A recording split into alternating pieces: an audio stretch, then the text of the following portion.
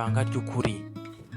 Si igihe umuntu avugira ukuri mu ruhame, ariko hari igihe ukuri umuntu aba afite ku mutima we ariko ntashobore kuba yakuvuga mu ruhame, cyangwa se ngo agire undi muntu wese yifuza ko yakumenya. Ibyo ni byo twita ibanga ry'ukuri. Ubuzima si uguseka buri munsi, si ugukundwa n'abantu benshi, si no gutsinda byose, ahubwo ni ukumenya neza ibyo wibikiye mu mutima wawe n'icyo bisobanuye kuri wowe nubwo isi itabibona. Hari amagambo menshi atavugwa ariko akomeye cyane. Hari amarira menshi atameneka ariko atwika. Hari urukundo rutavuzwe ariko rufite amagambo menshi akomeye cyane. Iyi ni inkuru y'abantu bagerageza kubaho batavuga byose, bataramenyekana nk'abandi bose, ariko bafite icyo bavuze mu buzima bwabo. Iyi ni inkuru ya Eliezer, ariko nanone ni inkuru ya buri wese wigeze kugira ubuzima butavuzweho.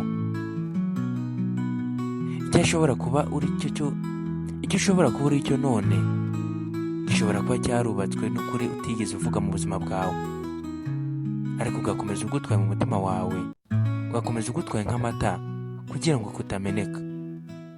Wibuke ko amata asakurura isazi. Iki ni ikiganiro cy'abantu bafite ibikomere mu mutima wabo, inzozi, urukundo n'agahinda, byose bishe inyuma y'igitwenge. Iri ni ibanga ry'ukuri. Ni Daily Word from Etienne. Ni inkuru nyayo ukomeza kumva. Ibanga ry'ukuri season ya mbere, episode ya mbere, aho byose byatangiriye. Izuba ryari rimurikiye abandi, ariko ubuzima bwanjye bwari igicuku. Navutse mu rugo rwari ruto, aho amazi atageraga, umucyo ntabwo wari umuturanyi w'iwacu.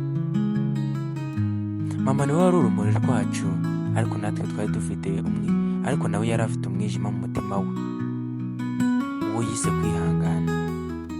Nari umwana utavugaga byinshi, ariko wibaza byinshi mu buzima bwanjye.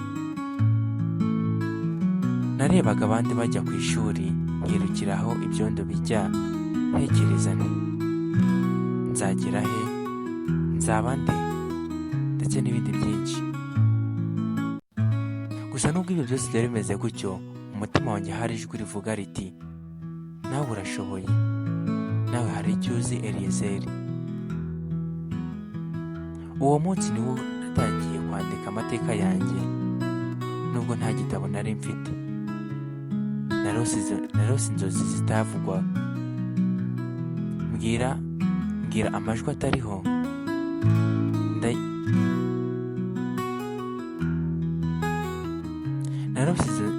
narose inzozi zitavugwa, mbwira amajwi atariho, ndagiye guhindura ubuzima bwanjye. Aho byose byatangiriye, si aho nariraga, ahubwo niho nize gukomera. Ntawe umpaye imbaraga, ahubwo ni njye njyenyine uzishatsemo. Niho navumbuye ko kumva ko utabaye umuntu n'ibisa.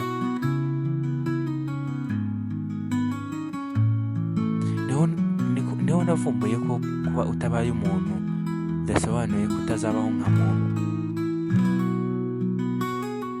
Iri ni ibanga ry'ukuri, episode ya mbere, season ya kabiri. Mu buzima bwanjye bwose sinigeze ntekereza ko amagambo make ashobora guhindura icyerekezo cy'ubuzima. Ariko umunsi mama ambwiye ati, Eliezer, wenda singiye uzakubera urumuri, ariko nizeye ko uzamera nk'izuba. Nibwo nashobotse gusobanukirwa ibyo bivuze. Gusa mama we yari umuntu wabuze byose, ariko akabatanga byose. Yatinyaga isi, ariko yankundaga kutazayimaraho igihe cyose. Iyo yambwiraga ati, ibyiza ntibiboneka vuba, ariko biraramba. Nabyumvaga nk'inkuru y'abakuze, ariko kugeza igihe ubuzima bwambwiraga ukuri kwabyo.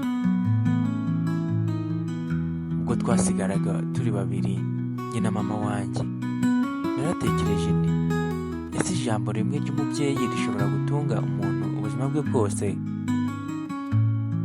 none uyu munsi ndibuka ibyo yavuze nk'aho yabivuze ejo hashize. Nimero imwe yo kuri telefone ye nahise izina ry'ubutumwa kuko buri gihe yandikaga. Nta joro na rimwe ryigeze rishira atambwiye ngo urare maso mwana wanjye, isi ntabwo ikugirira nabi ahubwo iguha uburenganzira bwo kuyisenyera. Amagambo menshi yarambwiye ati ubukene si ukubura amafaranga, ahubwo ubukene ni ukubura umuntu ukwitaho ugukunda by'ukuri. Ibyo nibyo mama yasize ambwiye. Icyo gihe sinabibonye, ariko noneho birimo kumberaho umuryango wanjye, birimo kumbera umuryango w'igisubizo muri ubu buzima.